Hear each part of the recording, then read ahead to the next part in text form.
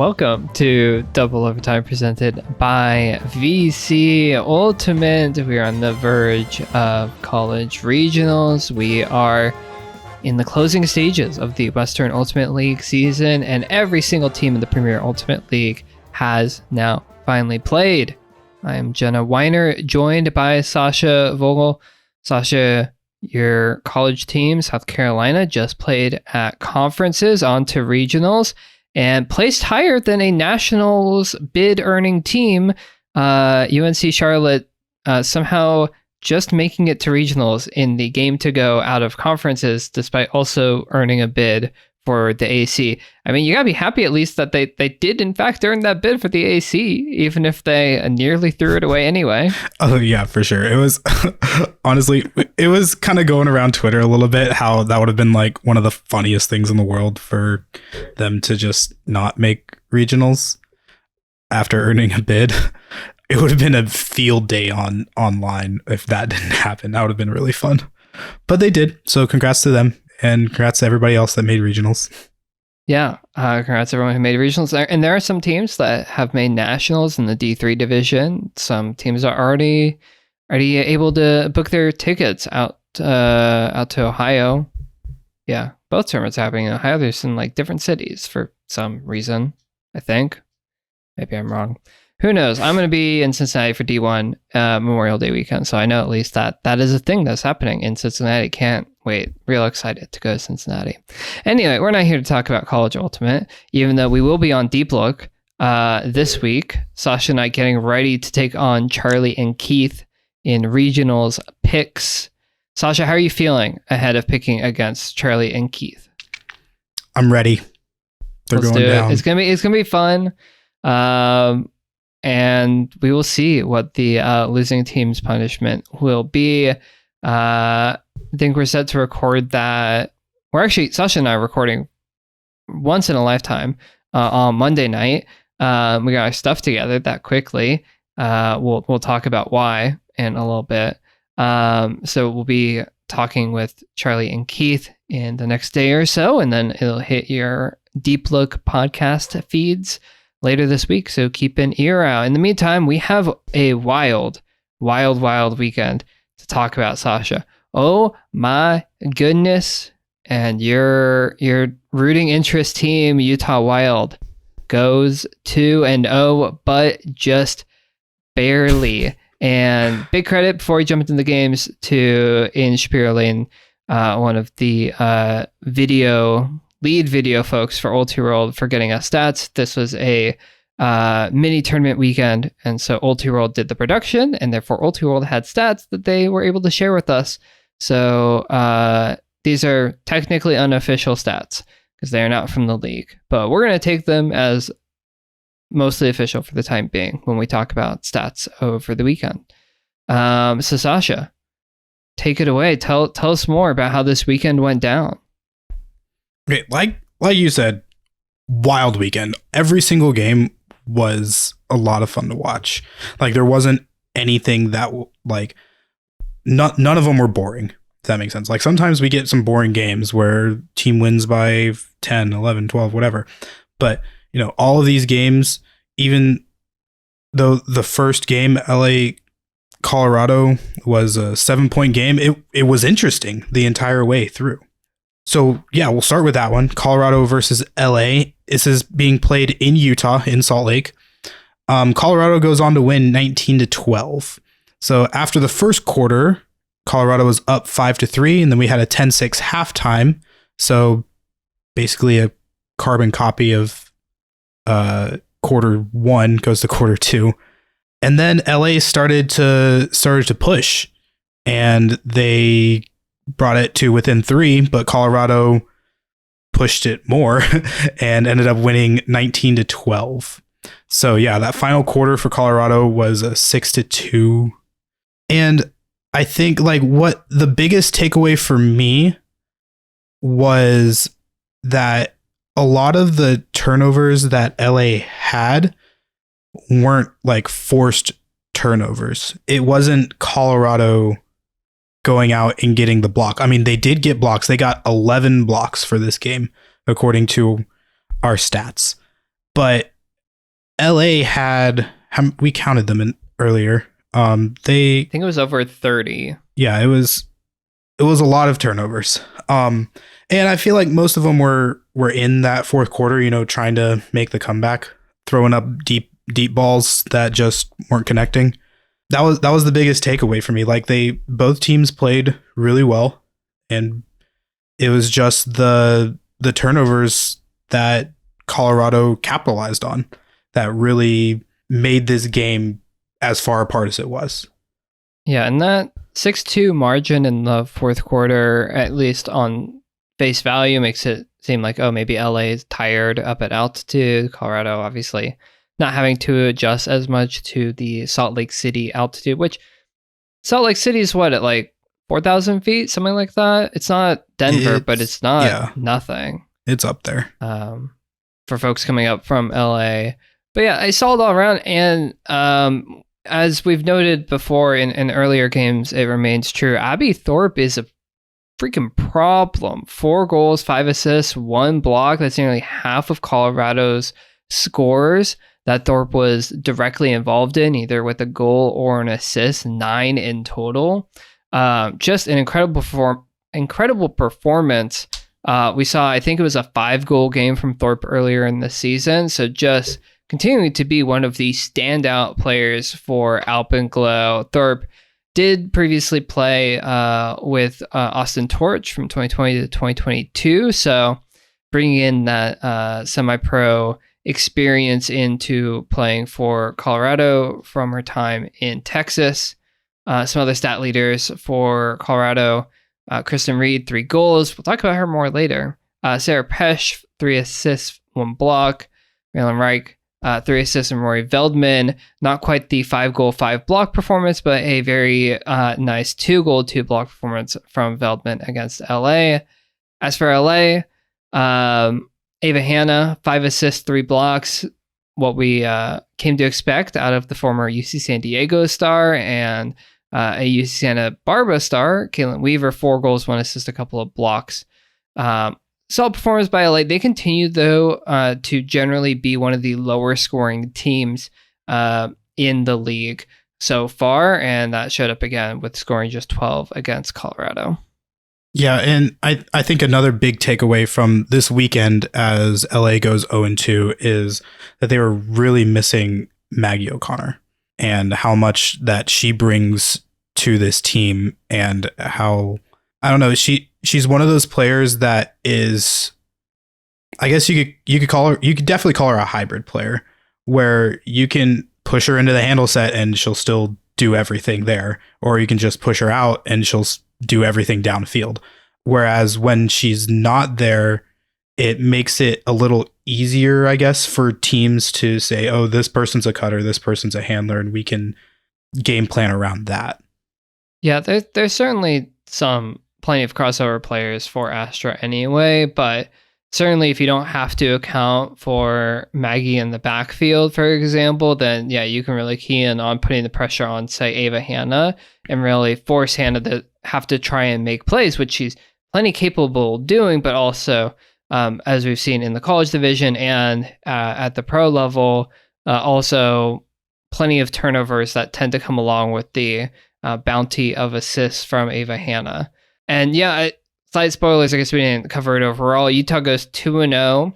San Francisco and Colorado both go 1-1. LA goes 0-2 on the weekend out in Utah. And they are out of contention for championship weekend. We're going to talk standings update after we get through the game. So the Colorado LA game was the first of the weekend. And then in the nightcap on Saturday, we had San Francisco taking on Utah. And this one was tough to watch as a San Francisco fan. Falcons fall short by just 17-16. And while Utah did lead after every quarter break, 7-5, 11-9, 15-12 before the eventual win, the Falcons straight up just shot themselves in the foot, just gave away chance after chance. In particular, a couple of end of quarter situations that effectively resulted in 2-point swings. And in a game that finished by just one, it was so painful to watch. And again, we'll talk about the situation. Falcons are now in a win or go home situation for their next and final game against Arizona. They didn't need to be there. They could have won this game and gave it away. So the first one late in the first quarter, San Francisco got a break chance, and head coach Manish Daryani called a timeout with about 30 seconds to play to try and burn clock and potentially break on the final possession. But Utah gets a block before time expired and was able to then score to make it a 7-5 game.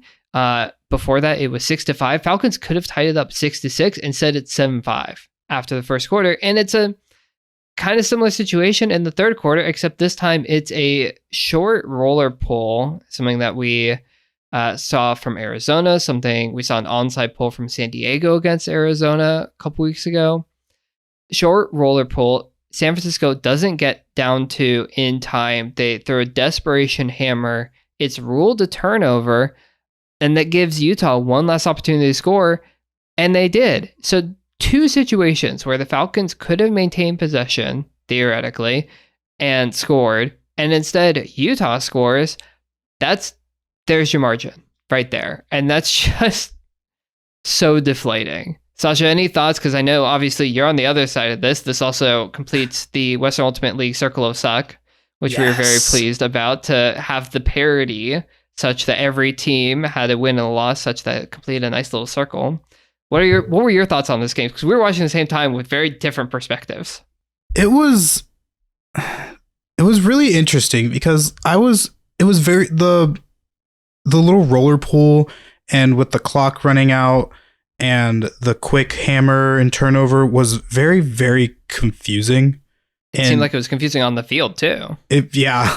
Like as I was watching, I was watching with a group of people via Zoom, and we were thinking like the clock operator messed up and kept the clock rolling, which was kind of true, but which I guess made the thrower feel rushed. But at the same time, there's like, everybody should know that the rules are like, even if the clock does run out, you still have a chance to go. Like, you still finish your possession. And so then we were thinking, oh, maybe that wasn't it. And maybe it was like a pre-stall and it was just getting really, really high stall and they just had to get rid of it, which I think is probably what happened there. Yeah, I think it was, I want to say it was on Reddit, which I don't always recommend Reddit for things, but I think there was like a whole breakdown on Reddit of like the timing of it, and there was a question of whether the observer had started the pre-stall basically as soon as the disc went out of bounds versus when it stopped rolling, because that might have been a couple seconds difference that might have changed it. There were questions of if you like roll the disc really far away, if there's not a disc nearby, does that make it like really difficult, especially with the 7-second stall, to be able to get the disc and get it back in time after you get all the way down the field to pick it up in the first place? So in the Reddit thread that I saw on r/ultimate, people were saying that the WO Rules Committee is going to look at that very closely, and I will tell you that I would not be shocked as both Falcons head coach and WO board president if Manish Daryani, aka Slap, didn't see that, note it, and will be bringing it to the board like this week to be like, hey, rules committee, add this to our list for potential changes for 2024 because this screwed my team over and I would like that not to happen again. Thank you very much. Yeah. So it was a whole thing, but I really, again, the Falcons could have won if not for these 2 situations, especially in the first quarter, like giving up a block. It's a similar situation at the end of the game against LA, had a chance to tie it, give up a block before time expires, and you give up the chance for the other team to go down and score on the other end. It's just, it is something where clearly players need to continue to work on like time awareness. We're going to get to that. with the incredible double overtime game that happened later, also involving Utah, where time awareness is just a whole deal that players are still getting used to clearly, even in the second season of the Western Ultimate League. Some quick stat leaders, again, courtesy Old Two World. Midi Chang, 1 goal, 4 assists. Amanda Maru, 3 goals, 2 assists. Eliza Pugh, these are all San Francisco, by the way. Eliza Pugh, 1 goal, 3 assists. Amy Broom, 2 goals, 2 assists. As for Utah, Paige Kircher, 1 goal, 3 assists. We'll talk more about it later. Kat Songer, 2 goals, 2 assists, 1 block. Molly Robbins, 1 goal and 3 blocks.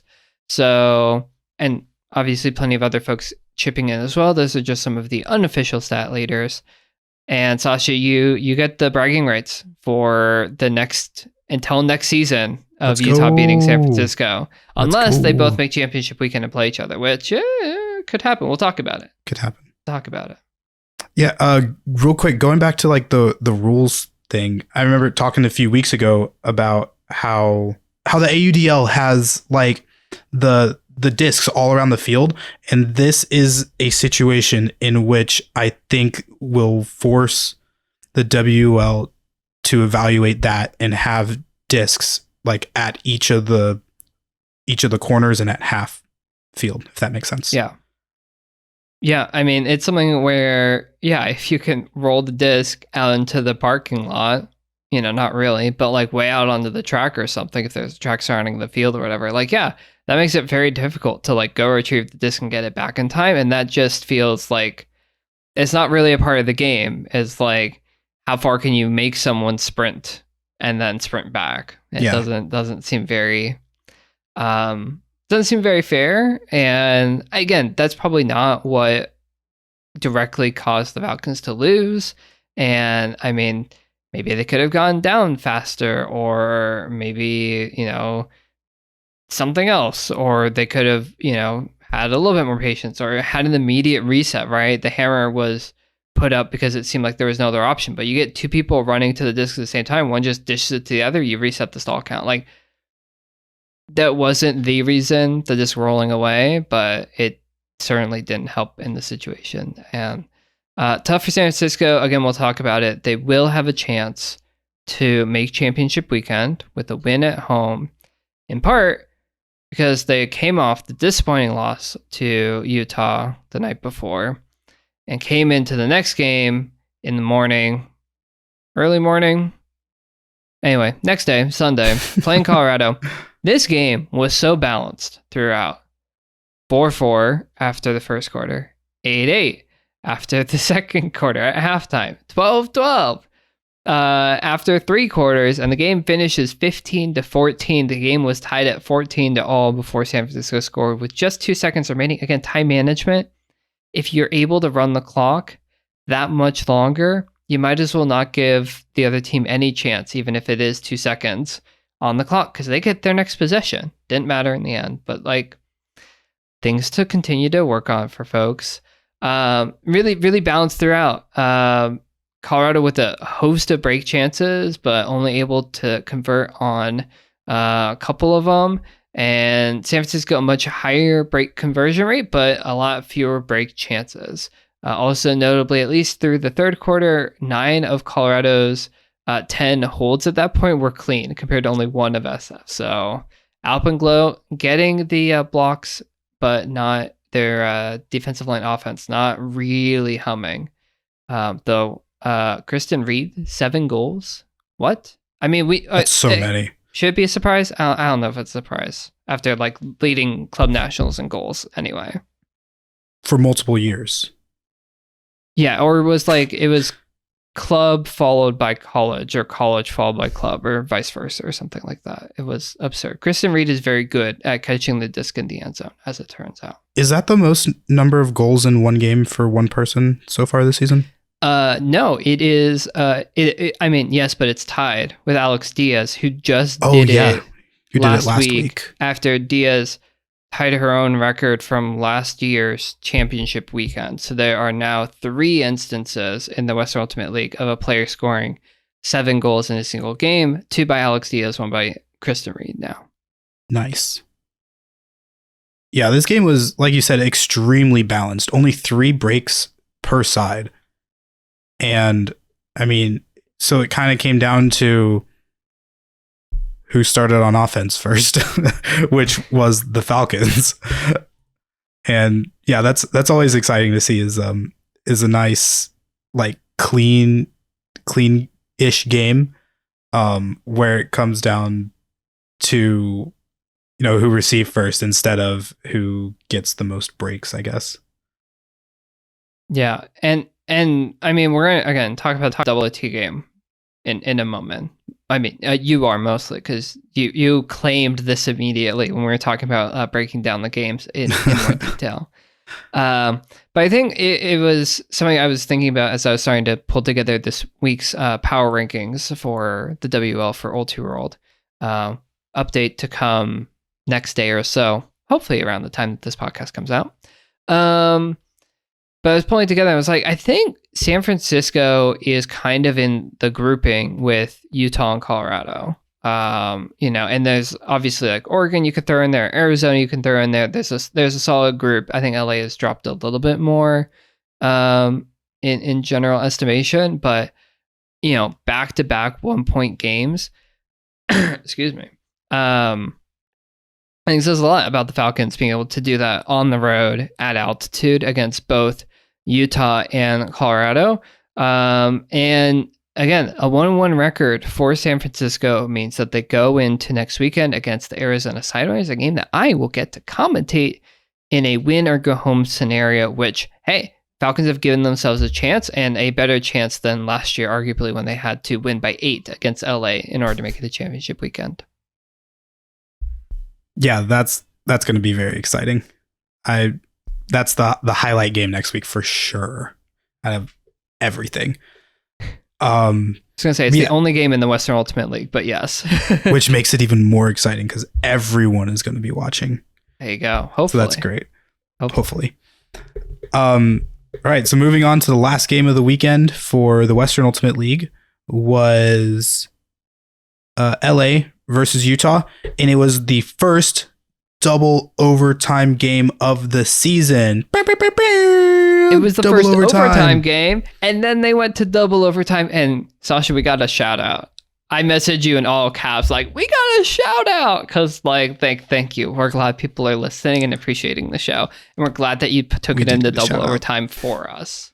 For us, first, I tweeted this.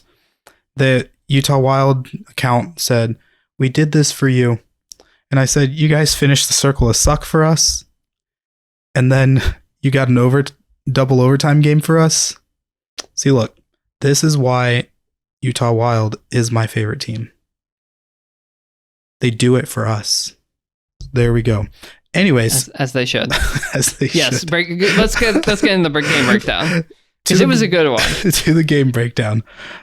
Game started off like fairly even. Like it started going back and forth. Like Utah jumped up ahead 3-0, but then after the first quarter, it was 6-5.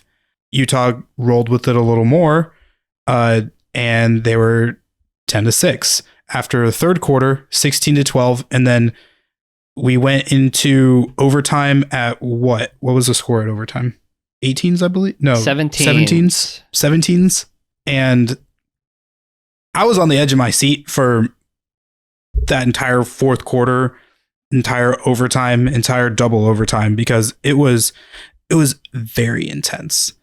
So as a Utah fan, they were up by what, 4 or 5? They were up by 5 late in the game, 16-11. Yeah, and I was like, just over a minute left in the third quarter. I was like, yeah, it's over. Actually, at one point they were up by 6. It was 12-6 at one point. And then, yeah, because they rattled off 4 breaks in a row. And I was like, okay, yeah, this game is over. We got this on lock. And then it went back and forth, back and forth, back and forth. And then all of a sudden, LA decided to go, hey, we got this. And then they rattled off 4 breaks in a row, which brought it to 16s. They ended up tying the game. And I was like, okay, this game isn't over.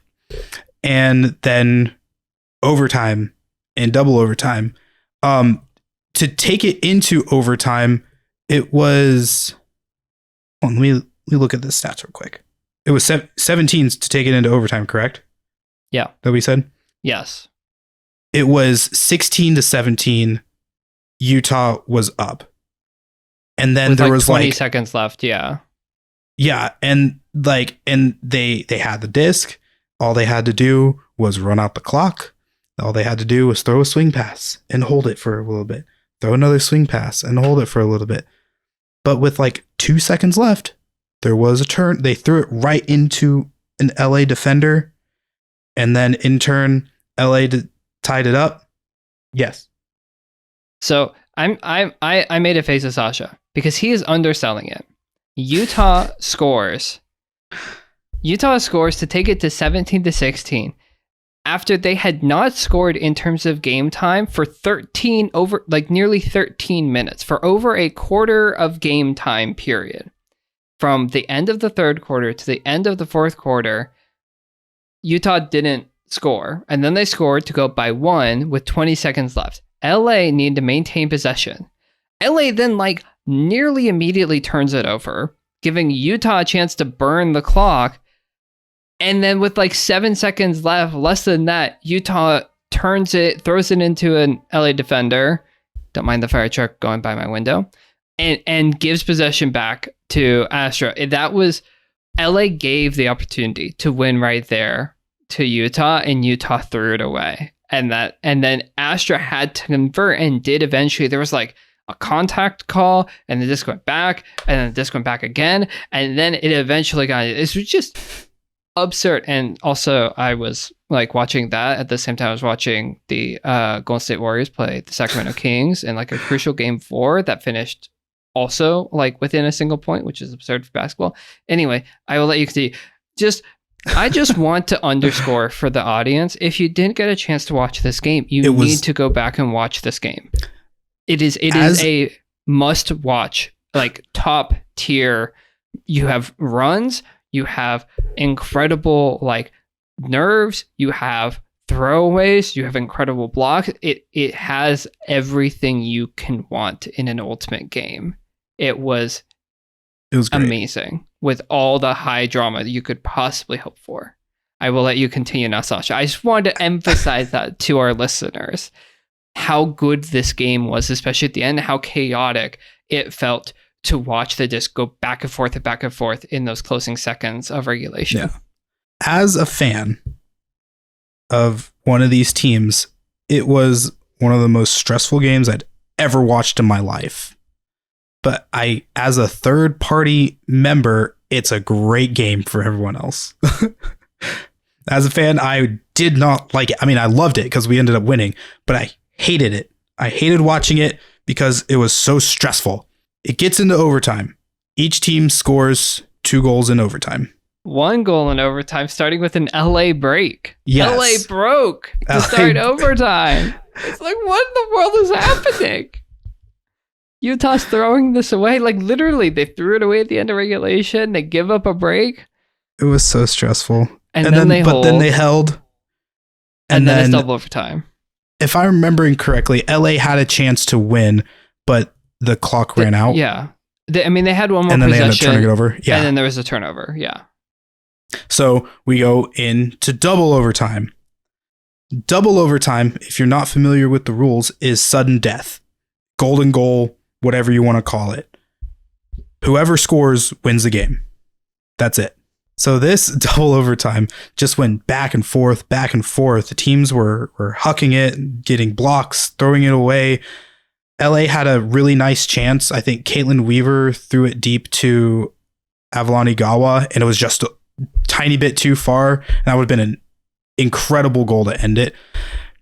But right after that, Utah started working it up. They were a little bit more patient than they were before, because they were not making great decisions. Both teams, honestly, were just not making great decisions. But then the miracle happened. We'll call it the miracle at Judge Memorial High School, where Paige Kircher threw a perfect huck to a streaking Kendra Miller, who just outran Caitlin Weaver into the end zone, and walk-off goal. Done. Utah wins. Yeah, It was great. I just pulled up the game again because I wanted to double check. LA had the disc with about 20 seconds left, but couldn't score. And yeah, it was double overtime, and it seemed like neither team wanted to win. They were they were both trying to win immediately and not trying to win because they both kept turning it over. And it was like somebody's gotta finish it, and it was Kendra Miller being like, I got this. I'm gonna go deep. I'm gonna get free, and I'm gonna end this game. And Utah moves to 3-1. 3-1. However, the remaining 4 games are against Seattle and Oregon. So Tough sledding. We'll see. 4 games in 2 weeks, all against Seattle and Oregon, including the PNW road trip double in week 9, and then on the road in Colorado. It's possible, Sascha. They still could go. We talked about it last week. They could go 7-1 still. They could also miss out and finish 3-5.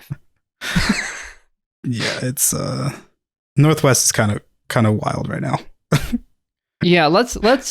I think we've described the double overtime game to folks. Again, we appreciate Utah doing it for us, giving us the shout out. Standings check-in, as I have now mentioned a number of times. San Francisco, Arizona, Week 8, the only game in Western Ultimate League action. I will be in the commentary booth on the live stream. Last year, I was on the commentary for San Francisco, LA. That was also a championship weekend deciding matchup. That game was tape delayed. This game, crossing my fingers, gonna knock on some wood, is not going to be tape delayed. And you're going to be able to watch it in all of its glory. And the winner makes it a championship weekend. The loser goes home. You love a play-in game. In the Northwest Conference, it's a little bit more complicated. Seattle, Utah, both sitting with just 1 loss. But with so many games packed in, all 4 Northwest teams playing in Week 10 out in Colorado. I think they're calling it the Rocky Mountain Rumble, which is kind of fun. And yeah, we'll still see. There's a chance that Oregon Onyx, who started the season 0-3, can make it a championship weekend. If they win their next 3 games against Utah and Colorado, they could be in. Or Utah could make it in with wins over Seattle and Oregon, or they could lose out and finish, 3-5. It's going to be interesting. It's wide open. Northwest, like wide open. The Northwest Conference is wide open right now. Yeah. I mean, really, I think literally anyone could win the Northwest Conference right now, theoretically, right? Like if Seattle loses out, like Utah could win. Or where's Colorado sitting at? They're 2-4. 2-4. They win out, then they get to 4-4, and you can make it in, at least at minimum, make it into championship weekend on tiebreakers. Like possible. But yeah, with only so it's SF Arizona week 8, only game of the weekend, and then we have Utah on the road against Seattle and Oregon week 9, along with a unfortunately meaningless SoCal derby. LA playing host to San Diego. LA out, San Diego already in, and then it is week 10 Rocky Mountain Rumble. Pacific Northwest playing Mountain West. So it should be fun. And yeah, week 9, 10, all about that Northwest Conference. Southwest all but decided at this point. Anything else, Sascha? Are we good to take a quick break? And then we're gonna talk some quick PWell action from the game. Minnesota Strike starting their season well, and then go over our picks, and then we'll be done. The Western Ultimate League season is nearing a close, and it's just as exciting as it was last year, and I love it. Gonna be fun. Really hope that folks can join me next weekend for San Francisco, Arizona. Should be a blast. We're gonna take a quick break here. When we come back, talking everything Premier Ultimate League from the past weekend and our usual picks. Stay tuned. We'll be right back. Our friends at VC Ultimate are proud to sponsor Double Overtime. VC proudly puts community over profit, focusing their support on initiatives that help promote inclusivity. As the first ever sponsor to back professional women's and non-binary Ultimate, VC puts its money where its mouth is when it comes to equitable action. VC also approaches product innovation intentionally to make more players feel like the Ultimate space is their own. Did you know that all VC core products are now 100% gender-free? If your team is in the market for uniforms or custom team gear, check out VCUltimate.com. Not only are they working to change the landscape of sport, VC's performance gear is the best on the field. Thanks to our sponsors of Double Overtime, VC Ultimate. And welcome back to Double Overtime, presented by VC Ultimate. We're going to talk all things Premier Ultimate League for the past weekend, including Minnesota Strikes opening 2 wins. But first, Sascha, there's something that we forgot to mention in all of the hype around the Double Overtime game involving Utah Wild and LA Astra. Take it away. Yeah, so speaking of Double Overtime, in the time that we have done this podcast over the past 2 years, there have been only 3 Double Overtime games over both leagues, over the WL and the PUL. And all 3 of them have been in the WL. And all 3 of them have involved LA Astra. And all 3 of them have resulted in an LA Astra loss. Which you would think eventually it would go LA's way. But nope. They've lost. Because my thing, if you're in like that Sun Dust situation, I think it's basically a coin toss at that point. You've gone that far. Like, it's basically a coin toss. They've lost 3 consecutive coin tosses, which is unfortunate. Sorry, LA Astra. Get it next time. Double Overtime losses, by the way, have been to Oregon Onyx, San Diego Super Bloom, and Utah Wild. So 3 different teams, 3 different Double Overtime losses. Get them next time. LA, probably next year, unless your game against San Diego goes into Double Overtime. That would be cool. Do it. Please do it. All right. Pivoting to Premier Ultimate League 3 games on the docket. We're going to kind of run through these because one of them, we don't have footage. So that makes, things difficult. And the other 2 were won by Minnesota Strike on the road, playing at Atlanta, at Nashville. Both games mentioned won by Minnesota 13-11 over Atlanta Soul and 21-13 over Nashville Nightshade. Strike's win over Atlanta definitely closer than expected. It seemed pretty windy. Notably, no Ron Fennig, only Sir Mexstroth available on the road trip. Nice showing from Atlanta at home in their home opener. We'll see. Maybe this bodes well for Atlanta going forward. It's going to be, again, as we've sort of mentioned with Nashville and Austin, tough sledding, probably in the South Division with Raleigh up at the top.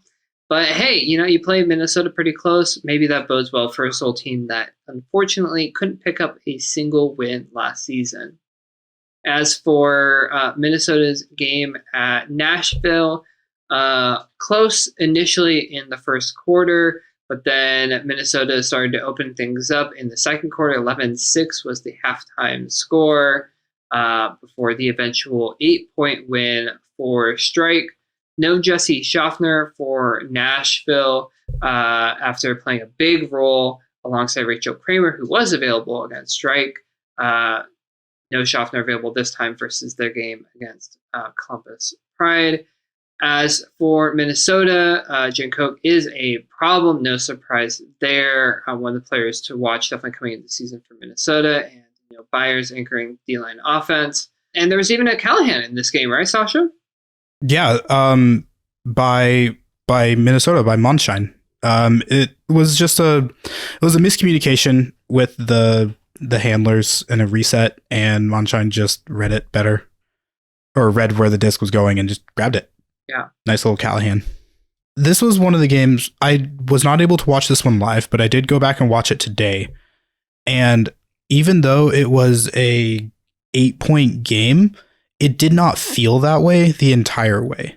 Like, it felt like Nashville was in the game the whole way. Like, if you had no idea what the score was, you would think it would be very, very close, because they were making plays, they were scoring, but it kind of came down to a lot of miscommunications and execution errors for Nashville. So hoping maybe they can clean some of that up. It's like stuff that's like fairly easy to fix.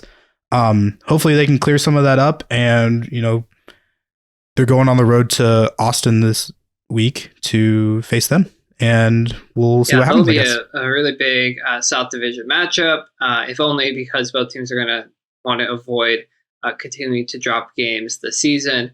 As for the final PWL game of the weekend, it was Philadelphia Surge traveling north to take on Portland Rising. No film available of this game as of yet. Hopefully, we will get it on tape delay in the next week or so. Again, we are recording this Monday, so it is no time to turn around that game footage quite yet. It was all Philly early, 9-3 Surge at halftime. So a closer 8-4 second half, but Portland just not able to quite put things together. And Philly, 2 wins so far in the division. That is the way you want to start your inaugural season. Going to be really interested to see the footage when it comes out in a couple of weeks to get a better sense of how this happened for Philly, what led to their success, because as of the moment, we only have the Portland Rising Twitter account to go off of for the stream of this info about this game, as far as I know, unless I missed something. And unfortunately, the Portland Rising Twitter did not give a whole ton of insight into what made Philadelphia so successful. So we'll see. But again, good so far for Philadelphia. For Portland, they got the early road win. Now they got to focus on trying to win those East Division games.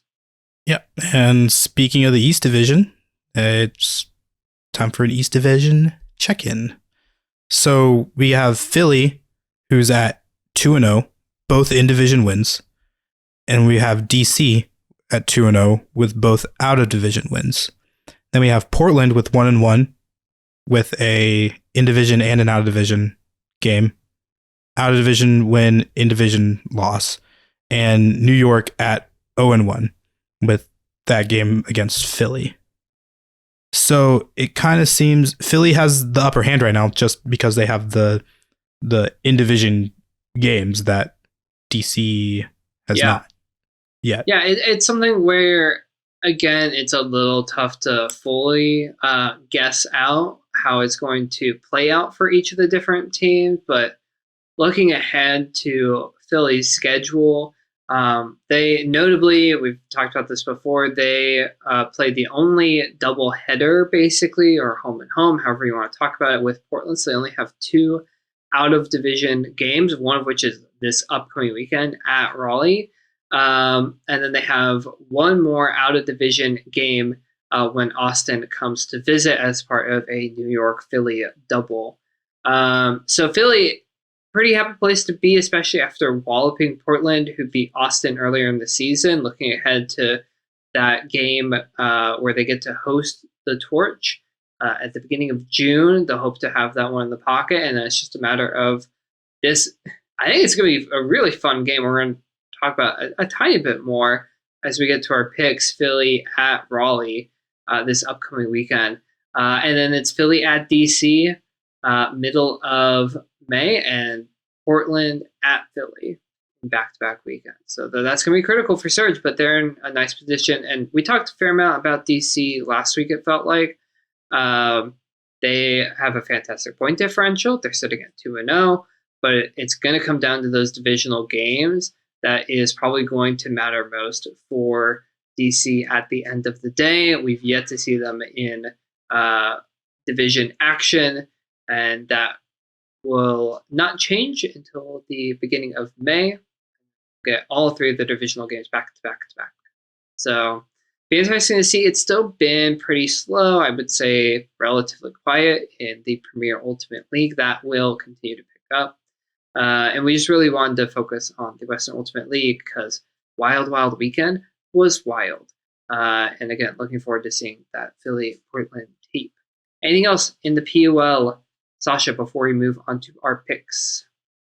PUL fans, I promise that next week will be PUL heavy because there's only one game for the WUL for us to talk about, and 4, including some great matchups. Now, I will be recapping the Arizona-San Francisco game, and Sascha will be the representative for the Premier Ultimate League. For sure. To give y'all more time and credit. And again, any stats that y'all can provide in any way, any teams, you can DM us or add us, Double OT Pod on Twitter, or Double Overtime at ultiworld.com is our email, or you can reach out to Sascha, myself, directly. We would love stats. Anybody, any teams that can provide them, we would be greatly appreciative of them. It was great for the Western Ultimate League to get stats from Ultiworld. We know that isn't the case every week, and that is not the expectation, but any stats would be helpful in any way, shape, or form. Sascha, anything else before we get to picks? Let's pick them. Let's do it. Picks review. First, you have picked up yet another game on me, yet another point on me, although we were both pretty good this past weekend on our picks. I only missed out on a couple. You missed out on one. The games where I picked San Francisco were pretty much I guess we balanced those out, and then I picked Portland at home while you picked Philly. I picked Portland because they're the home team. It's nice when that reverse fixture happens that I will get to pick Philly and be very confident about it. So fun times. And this upcoming weekend, only 5 games. Again, the 1 Western Ultimate League game and 4 Premier Ultimate League games. Where should we start, Sascha? Let's just start with the Western Ultimate League. I am picking San Francisco because I would like San Francisco to make it to championship. Of course you're picking San Francisco. I would not expect you to pick anyone else. You know what? I'm picking it. I'm picking Arizona. I'm doing it. For the content, that is the right pick. Hashtag for the content, the correct pick. I don't like it, but it's the right pick. PUL, Indy at Minnesota. Minnesota, their season home opener. Sascha, who are you picking? I am picking Minnesota. Same. Indy's only played 1 game, though, right? It feels weird because I think they played. Yeah, they played against DC. So they played week 2, and they haven't played since. Yeah. Yeah, they played week 2, and now they're playing week 5. And then they play for the next 3 weeks in a row. What happened? They got blown out by DC. That's not a metric, I don't think, that we can really take of how well DC does against some of their out of division competition. So it could be close. Indy did make championship weekend out of the Midwest Division last year, after all. Portland at New York. Notably, we have 3 in-division games. This is the first weekend in the Premier Ultimate League that we've had more than, I think, 1 in-division game. Yeah. Every other weekend so far has had 1 or fewer in-division games. Now we have 3, including Portland and New York. I'm picking New York. No Tep. I would hope that Ina Cartagena and Elizabeth Mosquera will be available and will be fun to watch. I don't think Portland's a bad team by any means. I think we may be seeing how they're getting outclassed by the rest of the East Division here this past weekend and this upcoming weekend. Sascha, your pick? I'm also picking New York. Okay, once again, we're picking much along the same lines, but this is as it goes, but may not happen in this next pick. Philly at Raleigh. I think this is your pick to start. My pick? Yeah, I think so. I am going to pick Philly, and I'll tell you why. Tell me why. I have, from what I saw when they were playing New York versus what I saw from Raleigh playing Austin, I think Philly has a better chance of winning this game. Okay, fair enough. I will go with Raleigh, and I will tell you why. Because it is the weekend between conferences and regionals, and that means all the UNC players should be available. And we saw what happened when UNC played Philly in the preseason, and UNC won. So You put all those UNC players alongside their pro teammates at home. Might be a recipe for a Raleigh win. So, plus we got to have some different picks. Let's be real. So, last one, Nashville at Austin. This is tough. This is a tough one. I don't know what to make of these teams because Austin is 0-2, right? Loss at home to Portland. I think Portland's a good team.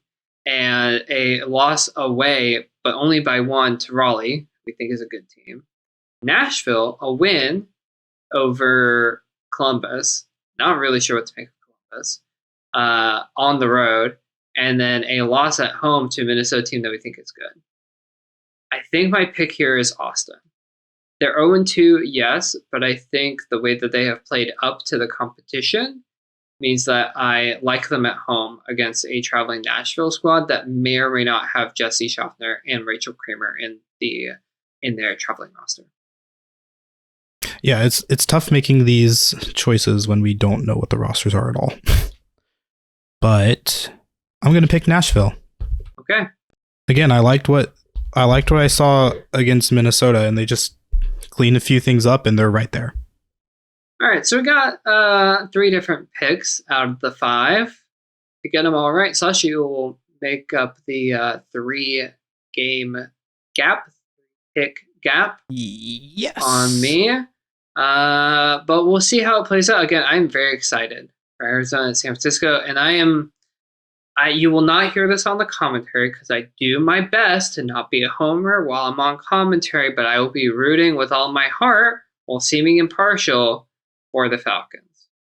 I'm not a fan when commentators are like, we and I, and to refer to the team. They'll do it 4 picks. We just have one last thing. Per usual, our highlight of the week.